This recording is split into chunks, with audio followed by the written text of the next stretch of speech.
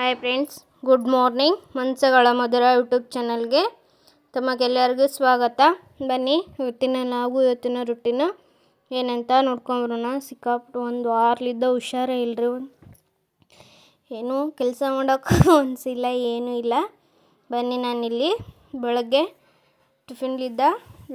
Tiffin ಮಾಡೋದ್ರಿಂದ log start ಮಾಡಕತ್ತೀನಿ.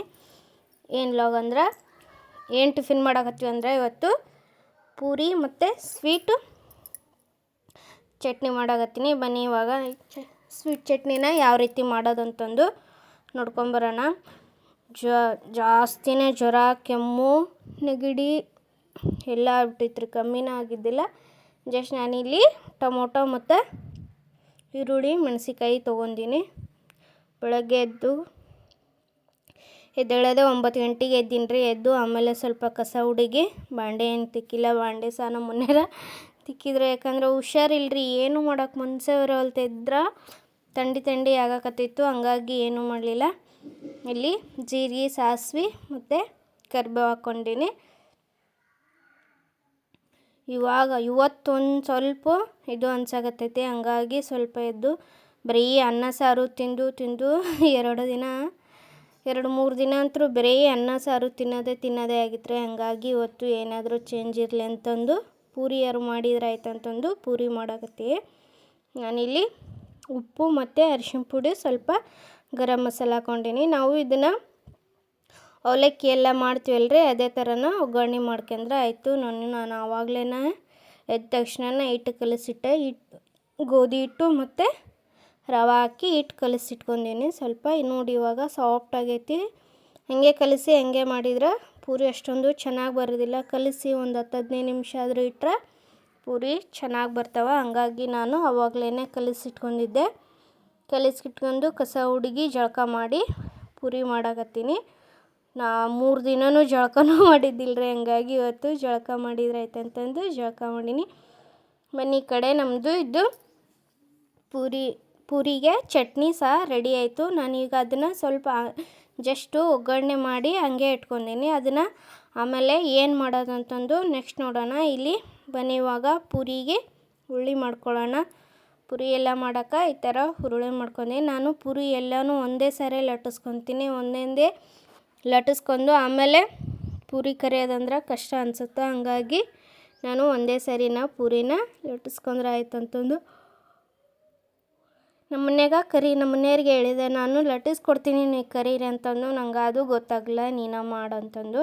ಅವರು ಈ ನಾಷ್ಟ ಮಾಡೋಕೆ ಭಯಕತ್ತಿದ್ರು. ಯಾಕಂದ್ರೆ ಮೊದಲೇ ಸುಸ್ತಿದ್ದಿಲ್ಲಲ್ಲ, ಅದೇನು ಬೇಡ, ಸುಮ್ಮ ಅನ್ನ ಸಾರಾಗಲಿ ಏನಾದರೂ ಚಿತ್ರಾನ್ನ ಆಗಲಿ ಏನಾದರೂ ಮಾಡಿಬಿಡು ಅಂತಂದು. ನಾನು ಬೇಡ, ದಿನ ಬೇರೆ ಅನ್ನ ಸಾಂಬಾರು ಚಿತ್ರಾನ್ನ ಬೇರೆ ಇದಾಗೈತಿ ಅಂತಂದು ಅವರು ಮತ್ತೆ ಪೂರಿ ಕರೆಕ್ಟ್ ಮತ್ತೆ ಬಯಕ್ಕೆ ಚಾಲೂ ಮಾಡ್ತಾರೆ. ನೀನು ಯಾರು ಮಾಡಂದಿದ್ರೆ ಮಾಡೋದಾಗಿಲ್ಲ ಅಂದ್ರೆ ಯಾಕೆ ಮಾಡಕತ್ತಿ ಅಂತಂದು ನನ್ನೇ ಬಯಕ್ಕೆ ಚಾಲೂ ಮಾಡ್ತಾರೆ. ಹಂಗಾಗಿ ಎಲ್ಲನೂ ಒಮ್ಮೆ ಮಾಡಿಕೊಂಡು ನಾನು ಮಾಡಿದ್ರೆ ಆಯ್ತು ಅಂತಂದು ಸುಮ್ಮನೆ. ನೋಡಿ, ನಾನಿಲ್ಲಿ ಪೂರಿ ಎಷ್ಟು ತೆಳುವಾಗಿ ಲಟ್ಸ್ಕೊಂಡಿನಿ. ಸ್ವಲ್ಪ ದಪ್ಪವಾಗಿ ಲಟ್ಸ್ಕೊಂಡ್ರೆ ಪೂರಿ ಜಾಸ್ತಿನೇ ಉಬ್ಬಿ ಬರ್ತಾವೆ. ಬಟ್ ನಾನಿಲ್ಲಿ ತೆಳುವಾಗಿ ಲಟ್ಸ್ಕೊಂಡಿನಿ. ಹಿಂಗೆ ಪೂರಿನ ಉಬ್ಬಿಸಿ ತಿನ್ನೋಕ್ಕಿಂತ ಪೂರಿನ ಖಡಕ್ಕಾಗಿ ಕುರುಮ್ ಅಂತವಲ್ರಿ, ಆ ಥರ ಪೂರಿ ತಿನ್ನೋಕೆ ನಂಗೆ ತುಂಬಾ ಇಷ್ಟ ಆಗುತ್ತೆ. ಬನ್ನಿ, ಇವಾಗ ಪೂರಿ ಎಲ್ಲ ಮಾಡಿದ್ದಾಯಿತು. ಒಂದು ಕಡೆ ಎಣ್ಣೆ ಸಹ ಕಾಯಕ್ಕಿಟ್ಟಿನಿ. ನೋಡಿ, ಇಷ್ಟೊಂದು ಪೂರಿ ಆಗ್ಯಾವ. ಇದನ್ನು ಮೇಲೆ ಎಲ್ಲ ಮಾಡಿಟ್ಕೊಂಡಿನಿ. ಅದೇನು ಅಂಟ್ಕೊಳೋದಿಲ್ಲ, ಯಾಕಂದ್ರೆ ಬಿಡಿಸ್ಕೊಂಡ್ರೆ ಬರ್ತವೆ. ಸ್ವಲ್ಪ ಎಣ್ಣೆ ಜಾಸ್ತಿ ಹಾಕ್ಕೊಂಡು ಬಿಡಿಸ್ಕೊಂಡ್ರೆ ರೆಡಿ ಹಾಕವ. ಪೂರಿಕಾಯಿ ನಾನು ಸ್ವೀಟ್ ಚಟ್ನಿ ಮಾಡಿನಲ್ರಿ. ನಮ್ಮ ಖುಷಿ ಕಡೆ ಈ ಕಡೆ ಎಲ್ಲ ಕೆಲವೊಂದು ಹೋಟೆಲ್ದಾಗ ಪೂರಿಗೆ ಏನು ಮಾಡ್ತಾರೆ, ಆಲೂಗಡ್ಡೆ ಬಾಜಿ ಅದೆಲ್ಲ ಕೊಡ್ತಾರೆ. ಬಟ್ ನಮ್ಮ ಕಡೆ ಆ ಥರ ಅಲ್ರಿ. ನಮ್ಮ ಖುಷಿ ಕಡೆ ಎಲ್ಲೇ ನಾಷ್ಟಕ್ಕೆ ಹೋಗಲಿ ಪೂರಿ ಜೊತೆ ಈ ಸ್ವೀಟು, ಇವಾಗ ಕಡ್ಲೆ ಹಿಟ್ಟು ಹಾಕಿ ಚಟ್ನಿ ಮಾಡ್ತೀವಲ್ಲ, ಆ ಚಟ್ನಿದು ಸ್ವೀಟ್ ಅಂತೂ ಎಲ್ಲ ಕಡೆ ಕೊಡ್ತಾರೆ ರೀ. ನಂಗೆ ಅದೊಂದು ಇಷ್ಟ. ನಮ್ಮ ಉತ್ತರ ಕರ್ನಾಟಕದ ಕಡೆ ಪೂರಿ ಮಾಡಿದರೆ ಅದೇ ಮಾಡ್ತಾರೆ. ಯಾವ ತರಕಾರಿ ಹಾಕಿ ಬಜ್ಜಿ ಮಾಡೋದು, ಗ್ರೇವಿ ಮಾಡೋದು ಯಾವುದೂ ಮಾಡೋದಿಲ್ಲ. ಪೂರಿ ಮಾಡಿಬಿಟ್ರೆ ಅದೊಂದು ಚಟ್ನಿ ಮಾಡಿಬಿಟ್ರೆ ಫುಲ್ಲು ಖುಷಿ ನಮ್ಮ ಕಡೆ. ಅದೇ ಒಂದು ಫೇಮಸ್ಸು. ನಾನಂತರೂ ಸಣ್ಣಕ್ಕಿರ್ಬೇಕಾದ್ರೆ ಪೂರಿನಂತರೂ ಲೆಕ್ಕಿಲ್ಲದೆ ತಿಂತಿದ್ನಂತ್ರಿ. ನಮ್ಮ ಅಪ್ಪರು ಡೈಲಿ ಪೂರಿ ಮನ್ಯಾಗ ಮಾಡ್ತಿದ್ದಿಲ್ಲ, ಬಟ್ಟು ಅಂಗಡಿ ಒಳಗೆ ಪೂರಿ ತಂಬರ್ತಿದ್ರು. ನೋಡಿ ನಮ್ಮದು ಪೂರಿ ಕೂಡ ರೆಡಿ ಆಯಿತು. ಅಮ್ಮಪ್ಪರು ಅಂಗಡಿ ಒಳಗೆ ಪೂರಿ ತರ್ತಿದ್ರು. ಡೈಲಿ ಪೂರಿ ತಿಂತಿದ್ದೆ ಅಂತ್ರಿ ನಾನು. ಇವಾಗಾದರೂ ಯಾರು ಹೇಳ್ತಿರ್ತಾರೆ ಡೈಲಿ ಪೂರಿ. ನಾನಾದಮೇಲೆ ಮತ್ತೆ ನಮ್ಮ ದೊಡ್ಡಕ್ಕನ ಮಗಳು ಹುಟ್ಟಿಲ್ಲಲ್ಲ, ಆ ದೊಡ್ಡಕ್ಕನ ಮಗಳು ಹುಟ್ಟಿಂದು ಅವಳಿಗೇನು ಪೂರಿ, ಡೈಲಿ ಪೂರಿ ತಿನ್ನೋದು ಅವಳಿಗೆ. ಪೂರಿ 8 ಪೂರಿ ನಮ್ಮೂರಾಗ ಈಗಾದರೂ ಅಂತಾರೆ 8 ಪೂರಿ 8 ಪೂರಿ ಅಂತಂದು. ಬನ್ನಿ ನಮ್ಮದು ಪೂರಿ ಎಲ್ಲ ಕರೆದಿದ್ದಾಯಿತು. ಪೂರಿ ತಿನ್ನೋಕಂದ್ರೆ ಯಾವಾಗ ತಿಂತೀನಿ ಅನಿಸ್ಬಿಟ್ಟಿತ್ತು. ನೋಡಿ ಈ ಥರ ಖಡಕ್ಕಾಗಿ ಪೂರಿ ಮಾಡಿದರೆ ಉಬ್ಬಿದ ಪೂರಿಕಿನ್ನ ಈ ಥರ ಕುರುಮ್ ಅಂತಂದು ಆ ಚಟ್ನಿ ಜೊತೆ ಎದ್ಕೊಂಡು ತಿಂತಾಯಿದ್ರೆ ಆಹಾ ಎಷ್ಟು ರುಚಿಯಾಗಿರ್ತಾವೆ ರೀ. ನೋಡಿ ನಾನಿಲ್ಲಿ ಆವಾಗಲೇ ಬಾಜಿ ಮಾಡಿಟ್ಕೊಂಡಿದ್ನಲ್ಲ, ಇವಾಗ ಈ ಬಾಜಿಗೆ ಕಡ್ಲಿ ಹಿಟ್ಟು ಹಾಕ್ಕೊಂಡು ಕಲಿಸ್ಕೊಂಡ್ರೆ ಉಪ್ಪಿಟ್ಟು ಚಟ್ನಿ ರೆಡಿ. ನಮ್ಮ ಮನೆಯವರು ಇನ್ನೂ ಆಯ್ತಾ ಇಲ್ಲ ಅಂತ ನಾನು ಪೂರಿ ಕರೆತ್ಲೆ ಒಂದು 4 ಪೂರಿ ತಿಂದ್ರು ಅವರು. ಯಾಕಂದ್ರೆ ಟೈಮ್ ಆಗಿಬಿಟ್ಟಿತ್ತು. ಟೈಮ್ ಬಂದು 11:30 ಆಗಿತ್ತು. ಹಂಗಾಗಿ ಇನ್ನೂ ನಾಷ್ಟ ಮಾಡಿದ್ದಿಲ್ಲ.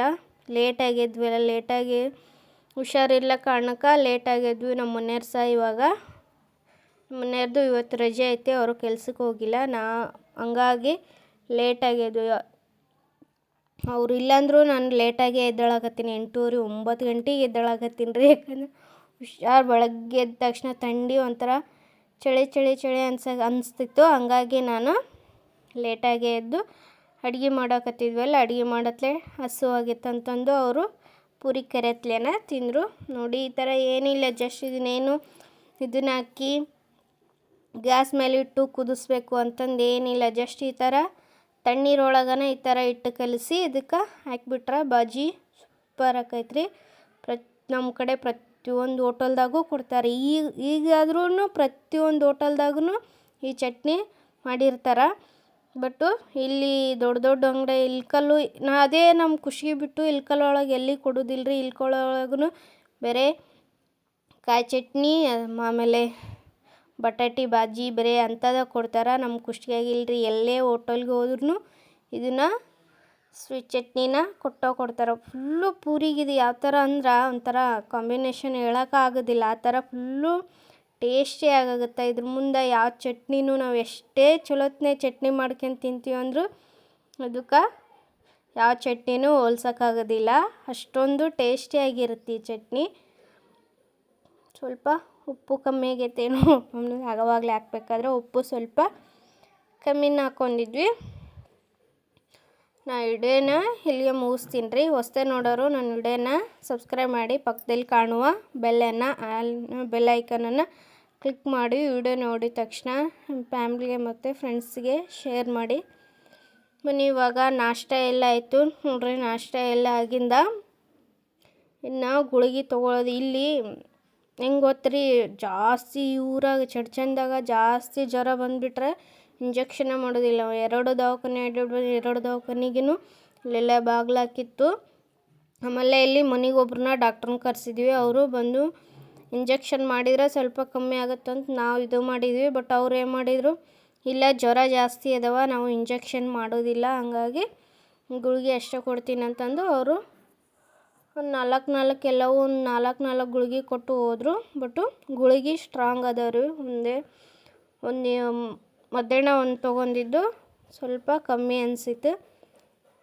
ಇವಾಗೂ ಗುಳಿಗೆ ತೊಗೊಳೋದು. ಗುಳಿಗೆ ಒಂದು ವಾರಲಿದ್ದ ಗುಳಿಗೆ ತೊಗೊಂಡು ಒಂಥರ ಬಾಯೆಲ್ಲ ಒಂಥರ ಇಸ ಅನ್ಸಾಕತ್ಬಿಟ್ಟೈತ್ರಿ. ಹೌದು, ಯಾಕಂದ್ರೆ ಅವು 3-4 ಗುಳಿಗೆ ತೊಗೋಬೇಕಲ್ಲ, ಒಂಥರ ಕಹಿ. ಆಮೇಲೆ ಊಟ ಏನೇ ಊಟ ಮಾಡಿದ್ರು ಪ್ರತಿಯೊಂದೂ ಊಟನೂ ಇಸ ಹಂಗಾಗಿ ಬಾಯೆಲ್ಲ ಒಂಥರ ಇಸ ಆಗಾಕತ್ಬಿಟ್ಟಿತ್ತು.